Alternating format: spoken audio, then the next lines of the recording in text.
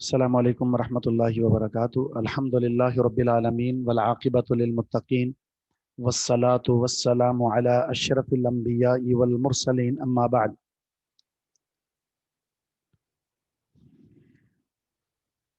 کہاں سے پڑھنا ہے؟ حدیث نمبر بتائیں۔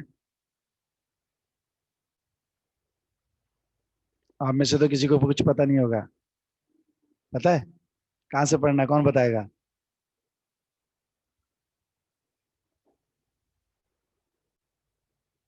آپ بولے کہ ویسے آتے ہیں، آپ کہاں سے پڑھنا ہے، کیا پڑھنا ہے وہ آپ بتائیں، ہاں؟ وہ آپ کا کام۔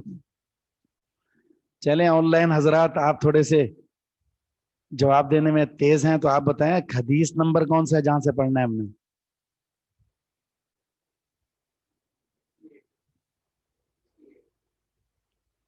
68۔ آخری کلاس آپ نہیں آئے تھے، آپ کو پتہ ہے؟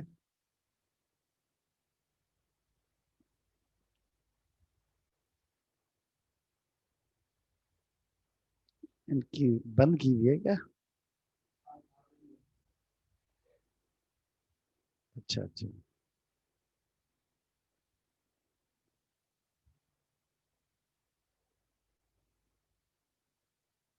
68۔ تو آپ نے آن لائن کلاس لی تھی کیا؟ پھر کیسے کہا آپ نے 68؟ پھر کیسے پتا چلا 68 آئے تھے؟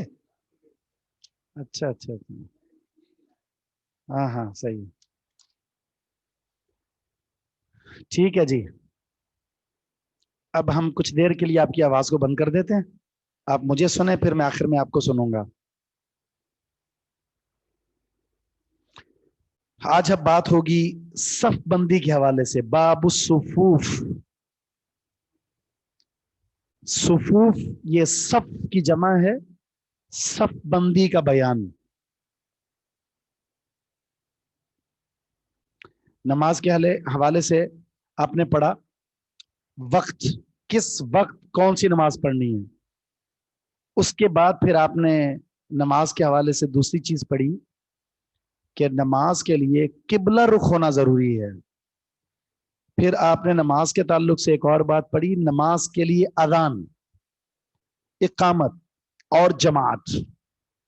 جب آپ جماعت میں شامل ہو گئے تو اب جماعت میں شامل ہونے کے بعد کھڑے ہونے کا انداز آپ کا اپنا نہیں ہوگا، نہ وقت آپ کا اپنا ہے، نہ اذان آپ کی اپنی ہے، نہ اقامت آپ کی اپنی ہے، نہ رخ آپ کا اپنا ہے، اور نہ ہی جماعت کے ساتھ شامل ہونے کے بعد کھڑے ہونے کا انداز آپ کا اپنا ہے۔ کسی نے ٹانگیں اتنی کھولی بھی ہوتی ہیں، کسی نے اتنی کھولی ہوتی ہیں، کسی کے پاؤں یوں ہوتے ہیں اور کسی کے یوں ہوتے ہیں، اور کوئی کرسی پر بیٹھا ہوتا ہے پاؤں کے اوپر پاؤں رکھ کر نماز کی حالت میں۔ تو اب صف بندی نماز کا سب سے اہم حصہ ہے نماز میں داخل ہونے کے لیے۔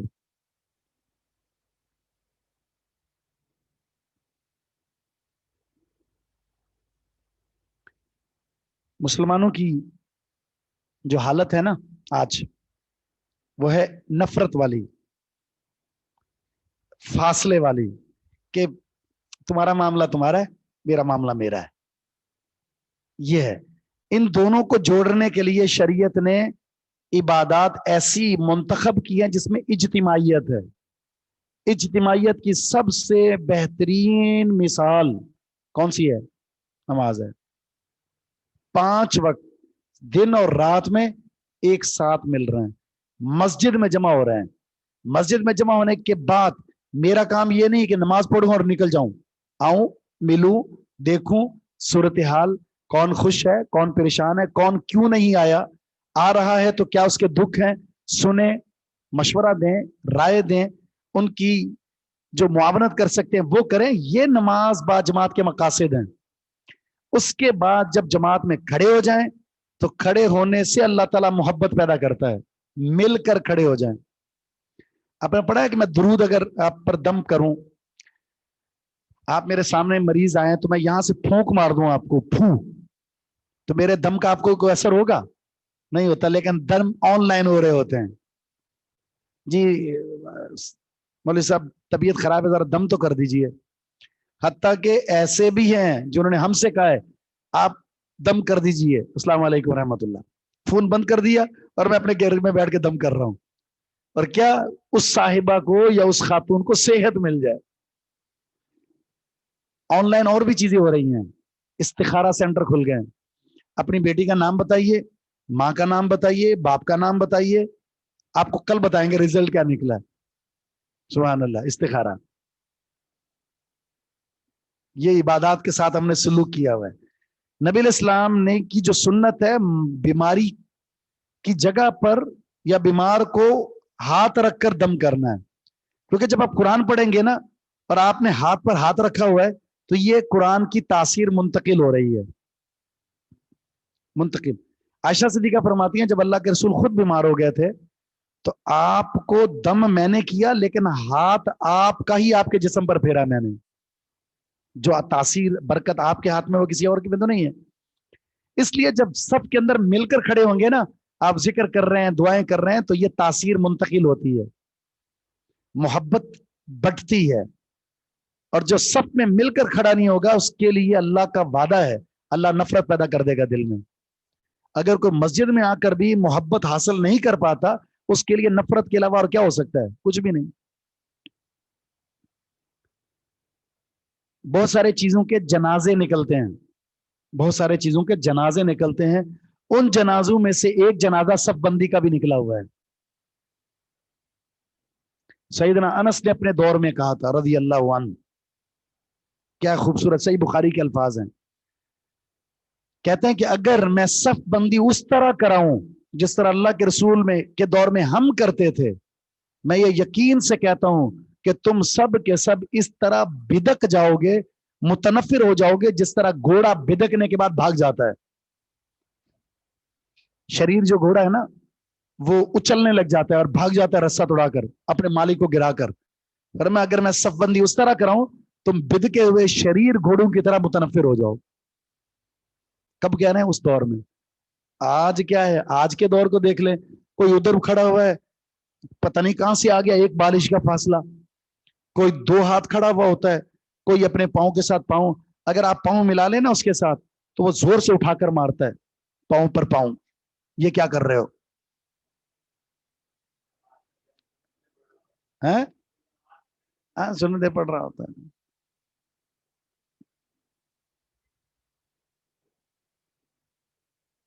آپ کی نماز ہی مکمل نہیں ہوگی اگر آپ نے صف بندی نہ کی، نماز ہی مکمل نہیں ہوگی۔ نماز کی تکمیل صف بندی کے ساتھ ہے، وغیرہ نماز ناقص ہے۔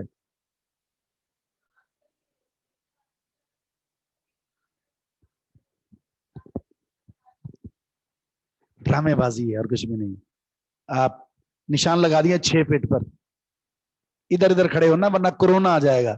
دعوت میں گھسے ہوئے ہوتے ہیں کہ اندر، عبادت میں ان کو کورونا نظر آتا ہے، جلسے ہو رہے ہیں، سارے معاملات ہو رہے ہیں، لیکن 6 فٹ کا فاصلہ مسجد میں ضروری ہے، جہاں اللہ کے فضل سے ایسی بیماری نہیں آ سکتی، انسان باوضو ہو کر ہاتھ پاؤں دھو کر سب کچھ کر کے آتا ہے، اور وہاں تو منہ دھویا نہیں ہوتا اٹھا کر آ جاتے ہیں، اور وہاں ان کی کوئی پرواہ نہیں ہے۔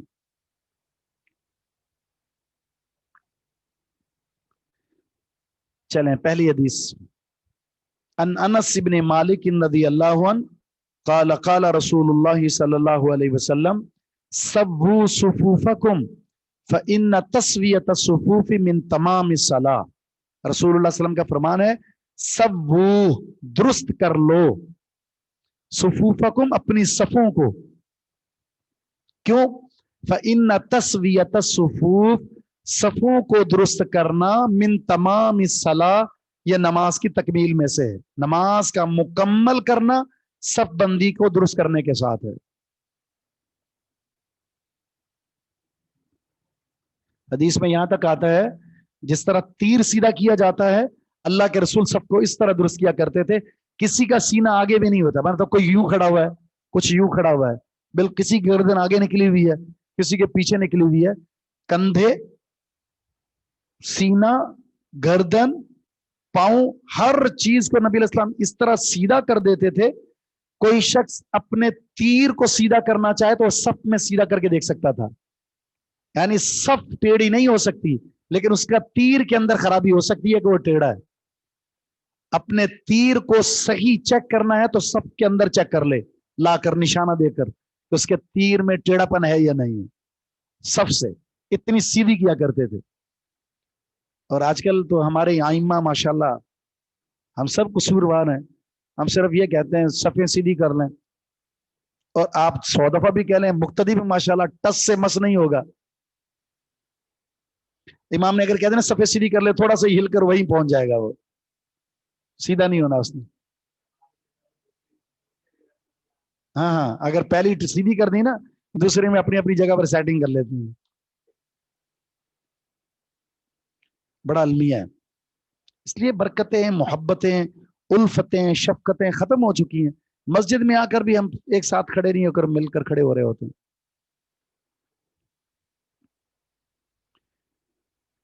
مسائل. المسئلۃ الاولی, پہلا مسئلہ,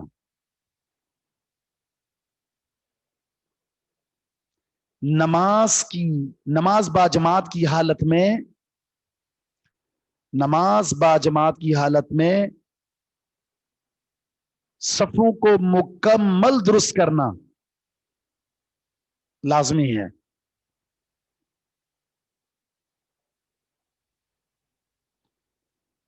نماز با جماعت کی حالت میں صفوں کو مکمل درست کرنا لازمی ہے.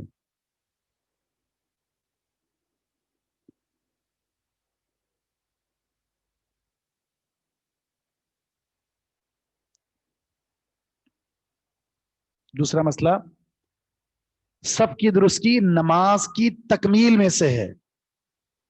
نماز کا مکمل کرنا صف کو درست کرنے کے ساتھ ہے.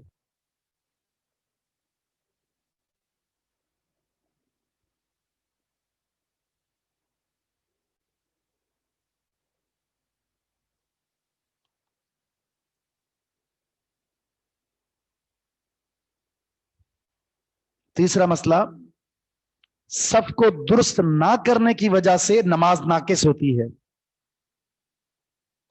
صف درست نہ کرنے کی وجہ سے نماز ناقص ہوتی ہے. ناقص مطلب نامکمل.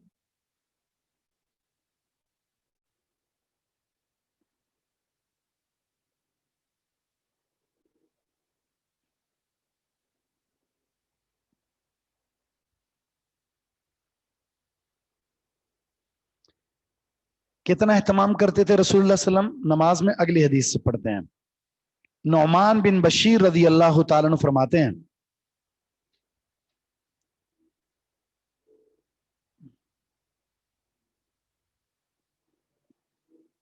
نعمان بن بشیر کا ایک قصہ بڑا مشہور ہے, معلوم ہے کون سا؟ وہ بیٹے کو تحفے دینے کے حوالے سے.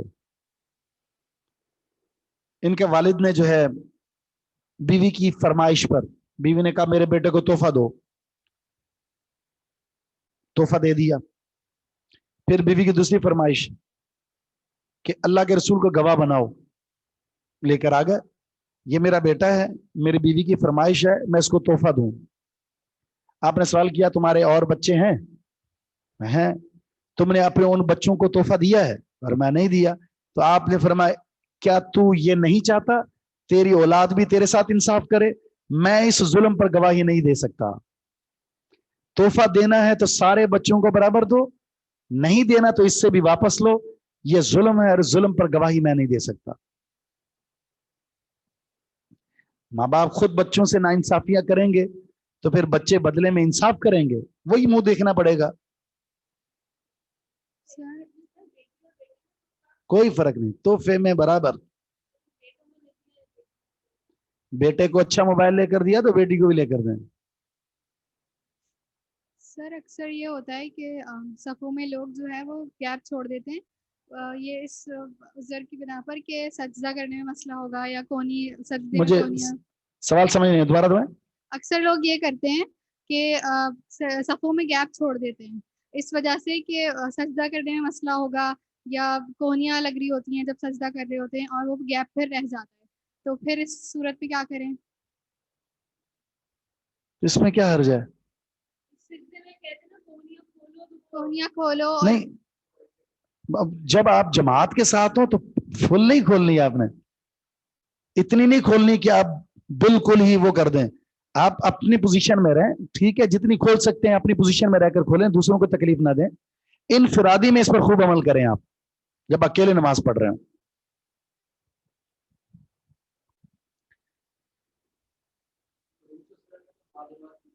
ہاں, نعمان بن بشیر کہتے ہیں سمیت رسول اللہ صلی اللہ علیہ وسلم یقول, میں نے اللہ کے رسول سے سنا, آپ نے فرمایا لَتُسَوُّنَّ, لَتُسَوُّنَّ, یہ ڈبل تاکید ہے, لام بھی تاکید ہے اور نون بھی تاکید ہے. تم ضرور بضرور درست کرو صفوفکم, اپنی صفوں کو. او لیخالفن اللہ, یا اللہ اختلاف پیدا کر دے گا بین وجوہکم, تمہارے چہروں میں. صفیں درست کر لو, اگر ایسا نہ کیا تو اللہ تمہارے چہروں میں اختلاف کو پیدا کر دے گا. اختلاف چہروں میں ہوتا ہے یا دل میں ہوتا ہے؟ ہوتا دل میں ہے. کیسے پتا چلتا ہے دل میں اختلاف ہے؟ چہرے سے. اس لیے کہا اللہ تمہارے چہروں میں اختلاف, یعنی اس چہرے سے منہ 12 بجے ہوئے ہوتے ہیں, ٹھیک ہے نا, 12 بجے ہوئے ہوتے. کیا ہو گیا بھائی, 12 بجتے ہی پتا چل جاتا ہے کچھ ہوا ہے. پھر آپ سوچتے ہیں کہ مجھ سے کیا ہو گیا.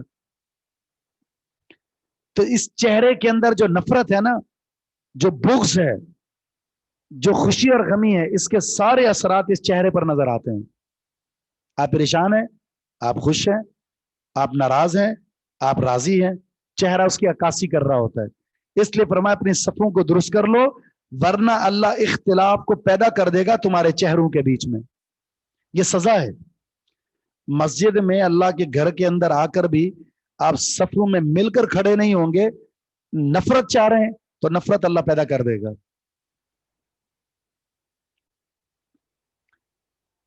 ایک عمل ہے, اچھے طریقے سے کرو گے اچھا نتیجہ نکلے گا, برے طریقے سے کرو گے برا نتیجہ نکلے گا. نتیجہ ضرور آتا ہے, سب بندی ہے. اچھے طریقے سے کرو گے نتیجہ محبت کی صورت میں ملے گا, برے طریقے سے کرو گے نتیجہ نفرت کی صورت میں ملے گا. صحیح مسلم میں ہے, کانا رسول اللہ صلی اللہ علیہ وسلم یسوی صفوفنا, اللہ کے رسول درست کیا کرتے تھے ہماری صفوں کو, حتی یہاں تک کہ کأنما گویا کہ یسوی بہ القدح, وہ درست کر رہے ہیں صفوں کے ذریعے تیر کو. تیر کے ذریعے صف کو درست نہیں کر رہے, تیر کو صف کے ذریعے درست کر رہے ہیں. یعنی تیر کے اندر ٹیڑھا پن تو ہو سکتا ہے, لیکن آپ کی بنائی ہوئی صف میں ٹیڑھا پن نہیں ہوتا تھا. اتنا اہتمام. آپ صفوں کے بیچ میں چلتے تھے, صفوں کے بیچ میں آگے کر رہے ہیں پیچھے کر رہے ہیں, سیدھے کر رہے ہیں, سینے کو آگے کر رہے ہیں پیچھے کر رہے ہیں, پورا چلتے تھے. آج تکبیر کے بعد اگر امام صاحب سب کے بیچ میں چلے تو مقتدی کہتے ہیں مولوی صاحب تکبیر ٹھنڈی ہو رہی ہے, جلدی کریں.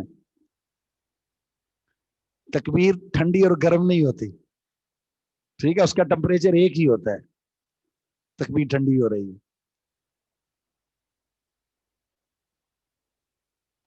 حتی رآ, یہاں تک کہ آپ نے دیکھ لیا, ان قد عقلنا عنہ, کہ ہم آپ سے اس مسئلے کو سیکھ چکے ہیں, سمجھ چکے ہیں.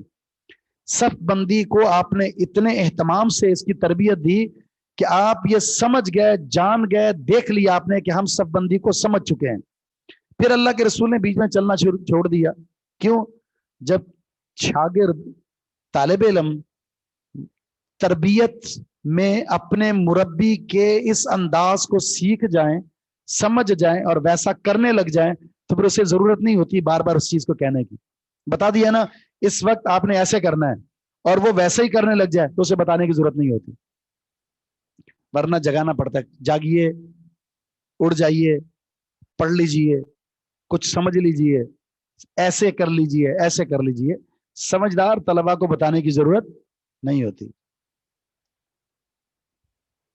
ثم خرج یومن, ایک دن آپ نکلے, فقامہ, فقامہ کا مطلب کیا ہوگا؟ آپ کھڑے ہو گئے. حتی قادا, यहां तक कि करीब था ऐ युकब्बिरा, क्या आप अल्लाह अकबर कहते। आप हस्बे मामूल आपने सब बंदी अपने तैयार साहबा किराम को कर दिया था, बताने की जरूरत नहीं, आप आए, करीब था कि आप अल्लाह अकबर कहते। इसे क्या कहते हैं? तकबीर तहरीमा। हमें से कौन बताएगा इसको तकबीर तहरीमा क्यों कहते हैं? जब आप रहने दें, पीछे से आवाज सुनना चाहेंगे। अल्लाह अकबर जब हम कहते हैं नमाज की इब्तिदा में, इसको तकबीर तहरीमा क्यों कहते हैं? कौन बताएगा?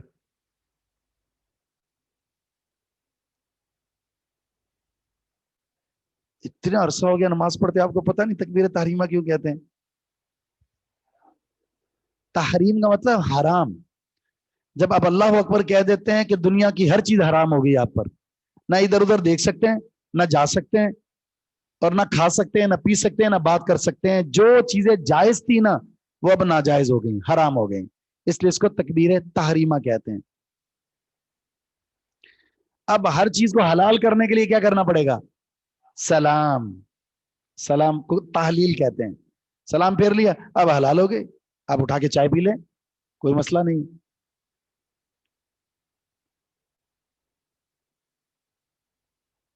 इसलिए कहा जाता है नमाज बा जमात पंच वक्ता, ये आपकी जबान की हिफाजत का बेहतरीन जरिया है।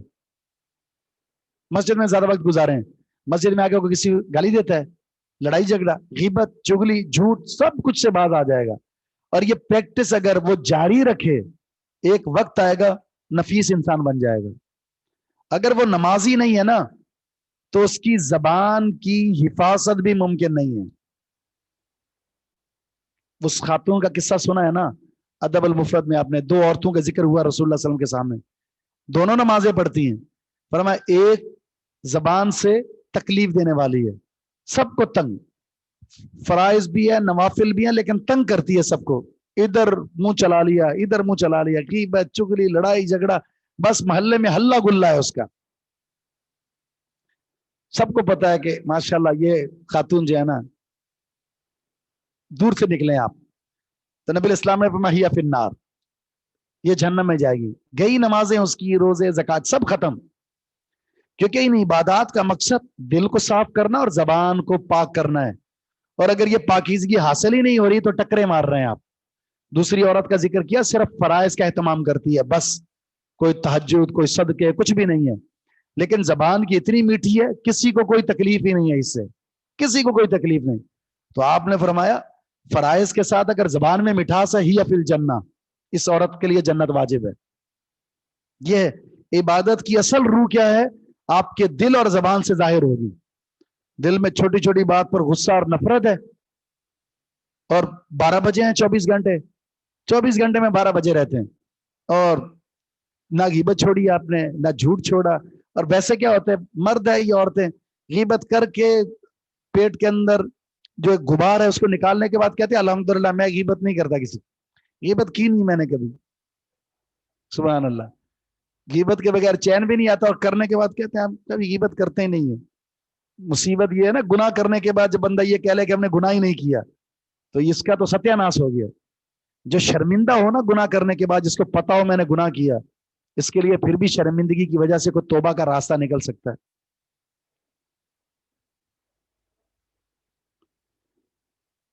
तो आपने जब तकबीर कहने का इरादा किया, फरआ राजुलन, आपने एक आदमी को देखा। आपकी आप सीरत की क्लास लेते हैं, इसमें रसूलुल्लाह सल्लल्लाहु अलैहि वसल्लम का एक खासा आपने पढ़ा होगा।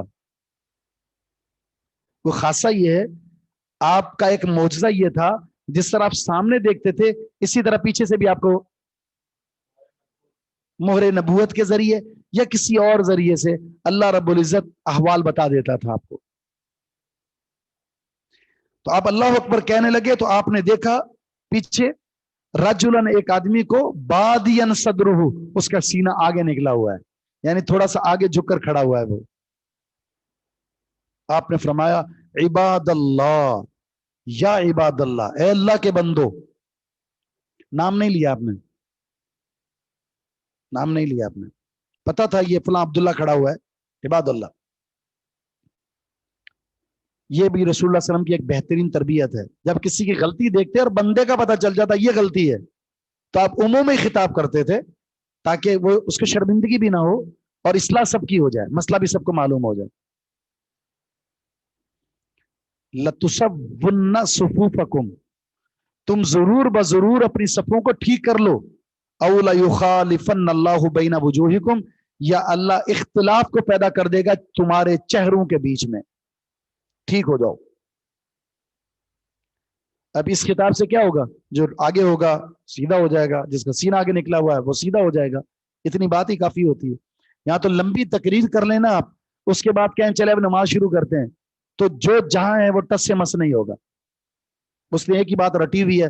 ہمارے امام صاحب نے کہا ہے ایک بالش کا فاصلہ رکھنا ہے. وہ کس حدیث میں ہے بھائی؟ ایک بالش کا ذکر کہاں آ گیا؟ 4 انگلیوں کا فاصلہ کہاں آ گیا؟ کسی حدیث میں نہیں ہے. صحیح تو دور کی بات ہے, ضعیف حدیث میں بھی نہیں ہے. جو ہے وہ جسم کے مطابق کھولیں. آپ کی جو باڈی ہے اس کے مطابق اپنے پاؤں کو کھول لیں, نہ اس کو پریشانی ہوگی نہ آپ کو ہوگی.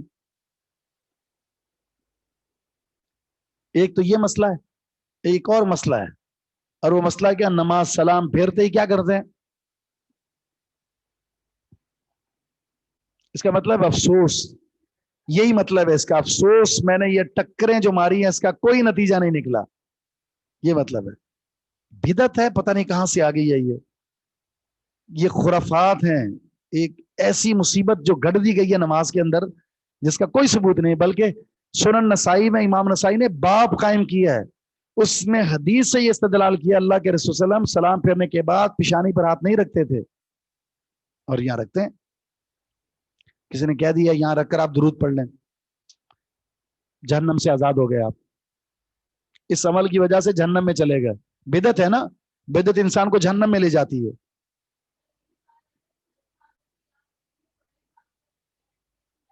سبحان اللہ.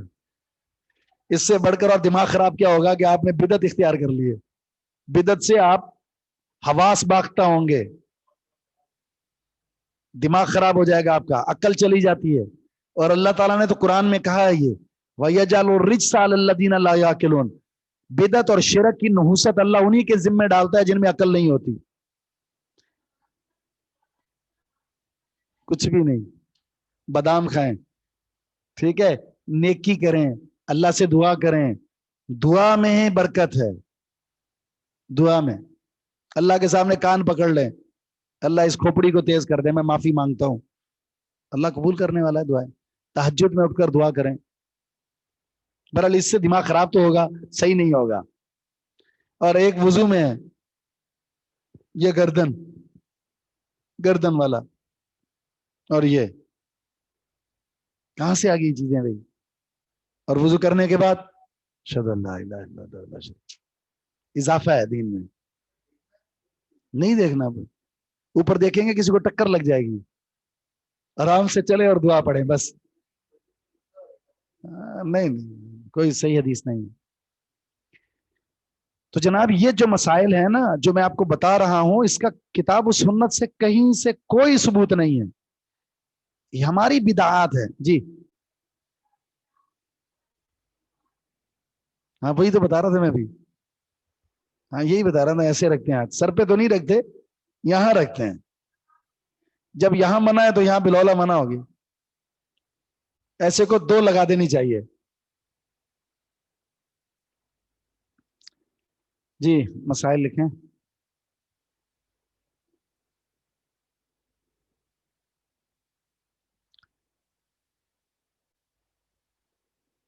پہلا مسئلہ ہے صف بندی کا اہتمام نماز باجماعت میں واجب ہے. صف بندی کا اہتمام باجماعت نماز میں واجب ہے.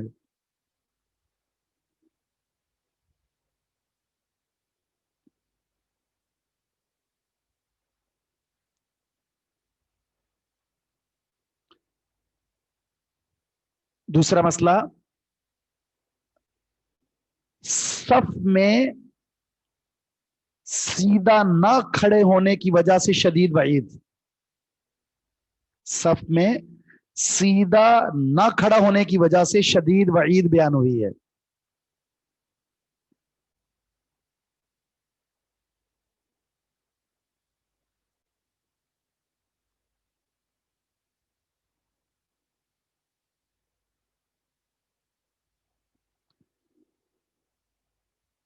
नंबर 3, रसूलुल्लाह सल्लम सब बंदी का एहतमाम बड़े शिद्दत के साथ करते थे। नबी अलैहिस्सलाम सब बंदी का एहतमाम बड़ी शिद्दत के साथ करते थे।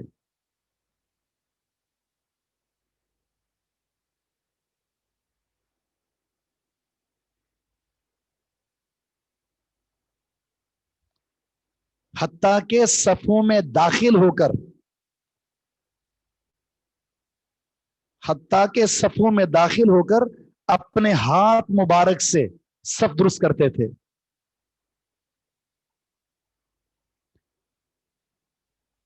हत्ता के सफों में दाखिल होकर अपने हाथ मुबारक से सफों को दुरुस्त करते थे।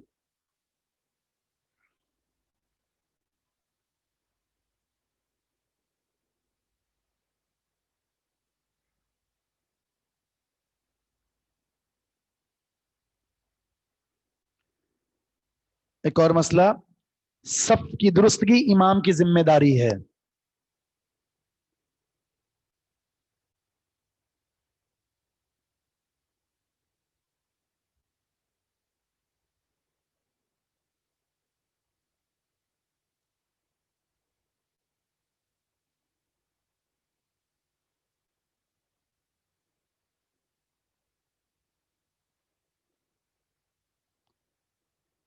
एक और मसला,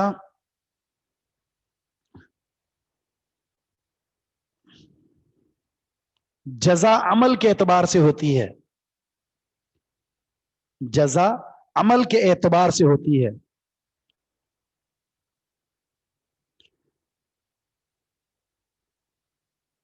यानी अच्छा अमल अच्छी जजा, बुरा अमल बुरी जजा। वो आपने उर्दू में मुहावरा भी पढ़ा है ना, जैसी करनी वैसी भरनी। सफे दुरुस्त करोगे तो अल्लाह मोहब्बत डाल देगा, सफे दुरुस्त नहीं करोगे तो अल्लाह नफरत डाल देगा। तो जैसा अमल वैसी जजा।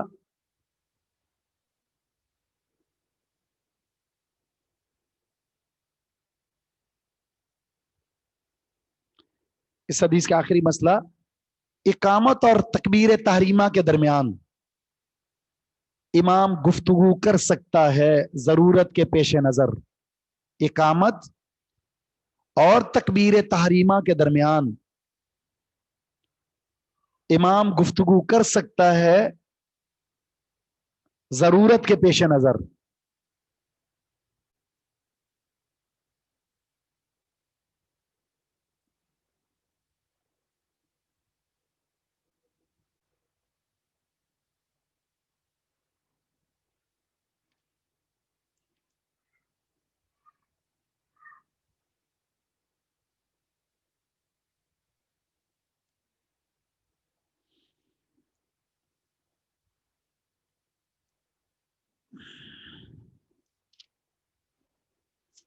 इस बाब की 2 हदीसें छोटी सी मुख्तसरन वो पढ़ लेते हैं।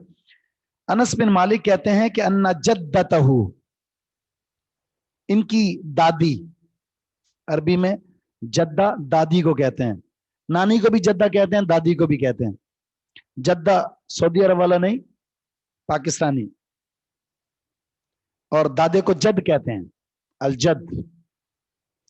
तो इनकी दादी ने, जिनका नाम था मुलैका, दात रसूल अल्लाह, अल्लाह के रसूल सल्लम को बुलाया, लितामिन, खाने के लिए, सनाअतहु लहू, जो आपके लिए इन्होंने तैयार किया था, खाना तैयार किया था। फ़अकल मिन्हु, आपने खाना खाया।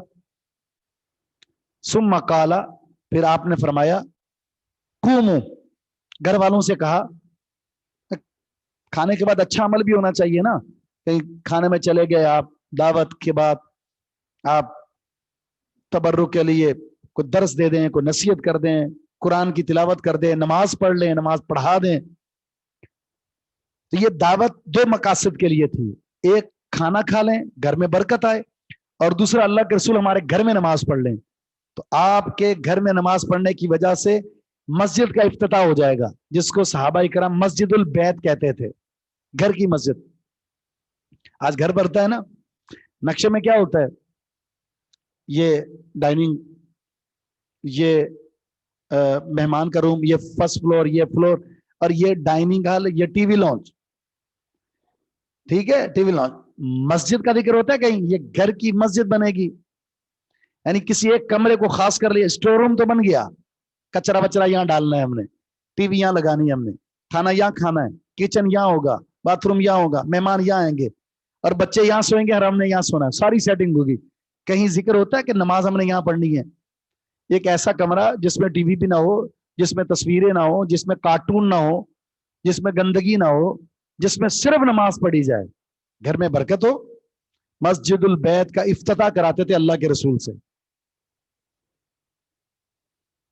फिर कहते हैं घर में अजीब किस्म की चीजें देखते हैं हम, कोई यहां से यूं जा रही है, आवाज सुनते हैं हम, छिंटे आ रहे हैं खून के, पानी के, तो फरिश्ते घूमेंगे जहां शैतानी काम होंगे सारे। नमाज का एहतमाम, तिलावत का, और इस तरह की जो फजूलियात हैं वो घर में ना हो तो बरकतें होंगी, और जब शैतानी काम होंगे तो शैतानों नहीं आना है वहां पर। तो अल्लाह के रसूल ने खाने के बाद फरमाया, कूमू, खड़े हो जाओ, फला उसल्ली बिकुम, मैं तुम्हें नमाज पढ़ाता हूं। अनस फरमाते हैं, फकुम तू, मैं खड़ा हुआ, इला हसीर लाना, अपनी एक चटाई की तरफ, कदिस वद्दा, वो स्याह हो चुकी थी, मिन तूली मा लबिसा, एक काफी अरसे से पड़े रहने की वजह से। वो जो चटाइयां होती थी, आजकल वैसे भी आप वो जो कपड़े की, धागे की कर लें, उस वक्त होती थी ये खजूर के तनों की, ये हाँ होती है बिल्कुल। हाँ, वो चटाइयां जो गोश्त काटने में इस्तेमाल करते हैं ना हम, वो इस्तेमाल होती है। अच्छा, उसको लपेट कर रख देना, धूप, मट्टी, पानी लगने के बाद एक अरसे बाद जब खोलेंगे तो काली हो चुकी होती है वो। तो वो स्याह हो चुकी थी एक लंबे अरसे से पड़े रहने की वजह से। फनज़हतुहु बिमाइन, मैंने पानी से उसको धो दिया। फकाम अलैहि रसूलुल्लाह, अल्लाह के रसूल खड़े हुए उस पर। वसफ़फ़तु अना वल यतीम वराअहु, सैयदना अनस कहते हैं, मैं और एक और यतीम लड़का था, आपके पीछे खड़े हो गए हम। वल अजूज़ु मिन वराइना, और बुढ़िया जो है वो हमारे पीछे खड़ी हो गई। बुढ़िया हमारी दादी, वो हमारे पीछे खड़ी हो गई। फसल्ला लना रकातैन, अल्लाह के रसूल हमें 2 रकात नमाज पढ़ाई। सुम्मन सरफा, फिर आप चले गए। सही मुस्लिम में है कि रसूलुल्लाह सल्लल्लाहु अलैहि वसल्लम ने सल्ला बिही व बि उम्मिही, सैयदना अनस फरमाते हैं कि नमाज पढ़ाई अनस को और उनकी वालिदा को, उम्मे सुलैम को। फ़अक़ामनी अन यमीनी, अल्लाह के रसूल ने मुझे अपने दाएं तरफ खड़ा कर दिया। व अक़ामल मरअता खल्फना, और खातून को हमारे पीछे खड़ा कर दिया। तो मसला क्या हुआ? मसला ये हुआ, शक्ल ये, घर के अंदर 3 अफराद हैं, 3 अफराद में मर्द, बच्चा, खातून। तो तरीकाकार क्या होगा? जमात के साथ नमाज पढ़नी है आपने, अपने साथ बच्चे को खड़ा करें दाएं तरफ, आप इमाम है, बच्चा आपका मुक्तदी है, औरत पीछे अकेली खड़ी होगी। सिर्फ औरत की अकेले सफ हो सकती है, मर्द की अकेले सफ नहीं होती। किसी सफ में मर्द अकेला खड़ा होगा तो उसकी नमाज नहीं होगी। हाँ, औरत अगर सफ में अकेली खड़ी है तो उसकी सफ हो जाएगी। बच्चे थे, और बच्चा जो है वो एक मुक्तदी है, उसके लिए बुलूगत शर्त नहीं है।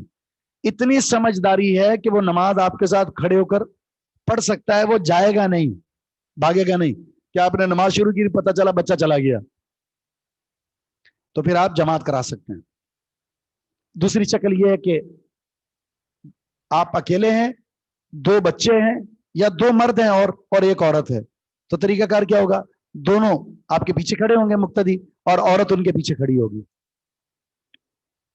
एक सफ में मर्द और औरत खड़े नहीं हो सकते, वो चाहे बेटी है, चाहे मां है, चाहे बीवी है।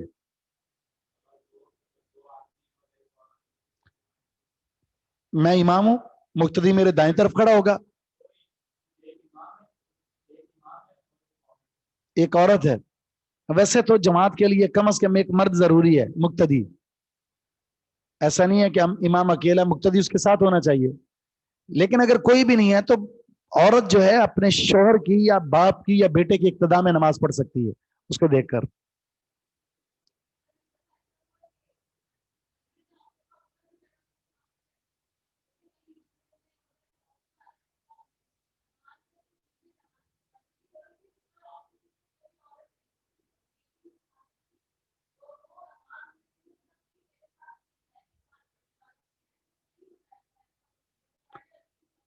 हाँ तो अकेली तो हो जाती है ना उसकी, अकेले तो होगी ना। अगर जमात हो रही है, उसको आवाज आ रही है, तो अकेले खड़े होकर नमाज पढ़ेगी, उसकी तो अकेले की सब हो जाती है। कोई भी नहीं तो अकेले पढ़ ले। वैसे मर्द के लिए जरूरी है कि कम से कम दो हों।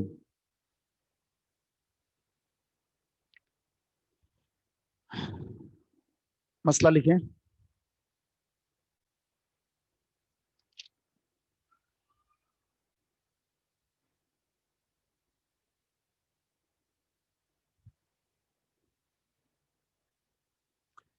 बच्चे की नमाज में सफ के अंदर शमूलियत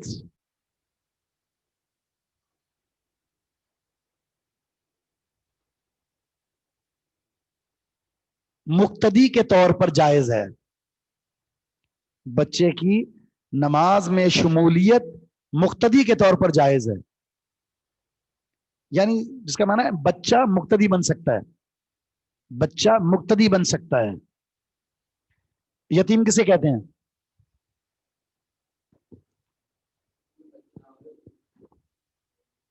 जिसका बाप फौत हो जाए और वो बालिग ना हो।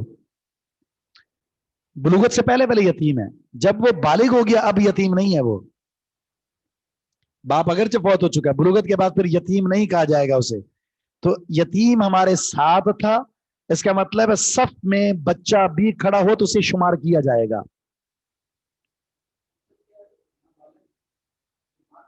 बिल्कुल करा सकता है, बच्चा मुक्तदी भी बन सकता है और इमाम भी बन सकता है, फर्ज में भी। एक सहाबी रसूल है, 6 साल और 7 साल की उम्र में, सलमा गालिबन नाम है उनका, नमाज पढ़ाया करते थे सहाबाई कराम को, कुरान ज्यादा याद था। एक शख्स की उम्र है 50 साल, कुरान उसको आता नहीं है, सूरह इखलास नहीं याद, और बच्चा 10 साल का 8 साल का कुरान का हाफिज है, तो इसकी हैसियत ही नहीं है कि इस बच्चे के सामने, कोई हैसियत नहीं है। हमारे यहाँ दो बातें अजीब सी हैं, एक नाबीना इमाम नहीं बन सकता, दूसरा बच्चा इमाम नहीं बन सकता। ये भी वही बातें हैं जिसकी ना सर है ना पांव है, कोई हैसियत नहीं है इसकी। जी हाँ कर सकता है, इनके यहाँ तो नाबीना भी नहीं कर सकता।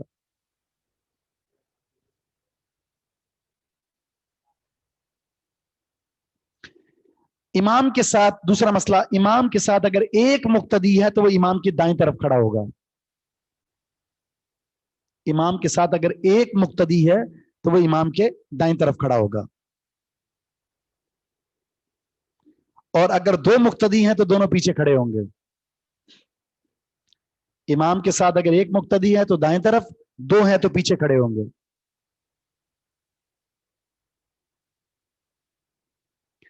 तीसरा मसला, अकेले औरत की सफ हो सकती है, तन्हा औरत सफ में खड़ी हो सकती है,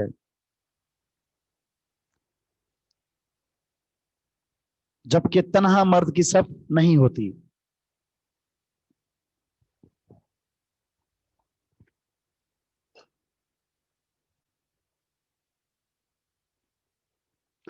नफली नमाज की जमात जायज है।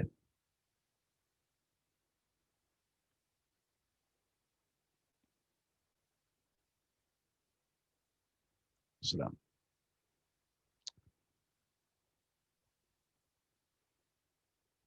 अगला मसला, नबी अलैहिस्सलाम की आजिज़ी और इनकिसारी, तवादो। आप दावत को कबूल कर लिया करते थे, आपकी तवादो आजिज़ी, आप दावत को कबूल कर लिया करते थे।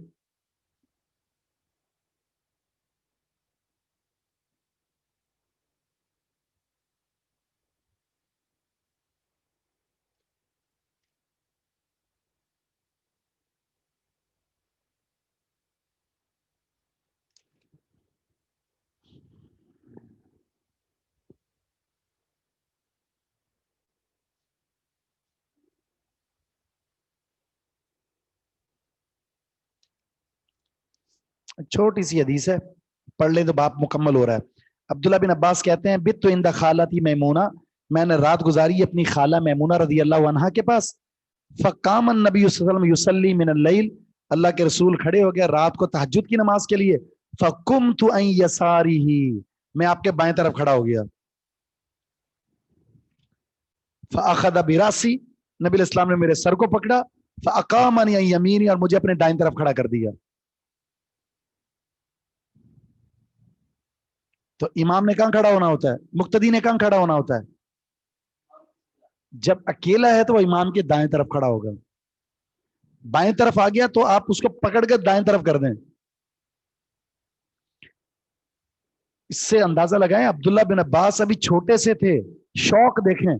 अपनी खाला से कहा मैं अल्लाह के रसूल की आज नमाज को देखना चाहता हूं, जब आप तहज्जुद के लिए खड़े हो तो मुझे उठा दीजिए।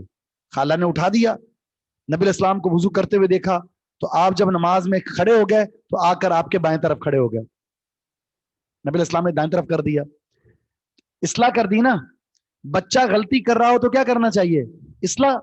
हम कहते हैं ठीक है बड़ा होकर सीख जाएगा, फिर सीखता नहीं है, फिर सिखाता है वो। इस्लाह करनी चाहिए। इबादत के अंदर गलती है तो फौरन ठीक कर दें उसको, बिल्कुल कर सकते हैं। वैसे दुरुस्त ये है कि उसको पीछे से ही करना चाहिए, अपने आगे से किसी को ना गुजारें। एक तो ये, दूसरा मसला ये मालूम हुआ कि अगर आप अकेले नमाज पढ़ रहे हैं ना, आपकी जमात की नीयत भी नहीं है, कोई साथ में शामिल हो जाए तो जमात कर सकते हैं आप। इब्तिदान नीयत नहीं जरूरी कि आप जमात की नीयत से खड़े हो जाएं, आप नमाज शुरू कर दें। अगर कोई शामिल हो जाए तो आप जमात शुरू कर दें, उसके लिए लाजमी नहीं है इब्तिदान नीयत। अच्छा, फिर ये नमाज में सो रहे थे, तहज्जुद की नमाज थी, अब्दुल्ला बिन अब्बास को नींद आ रही थी, तो नबी इस्लाम प्यार से उनके कान को नमाज की हालत में मसल रहे थे, ऐसे ऐसे, ताकि बच्चा, हौसला अफजाई भी है ना, प्यार भी हो रहा है, ये इतना बड़ा काम किया तहज्जुद की नमाज के लिए, उठकर खड़े हो गए, तो हौसला अफजाई। ऐसे ना कान पकड़े खींचो और उसके बाद वो बेचारा दोबारा आया ही ना, शाबाश देनी चाहिए, हौसला अफजाई करनी चाहिए। किसके? हाँ, नबी इस्लाम के चचा के बेटे। तो मसाइल हैं कुछ, इंशाल्लाह फिर इसको लिखवा देंगे आपको इंशाल्लाह। सुब्हानकल्लाह।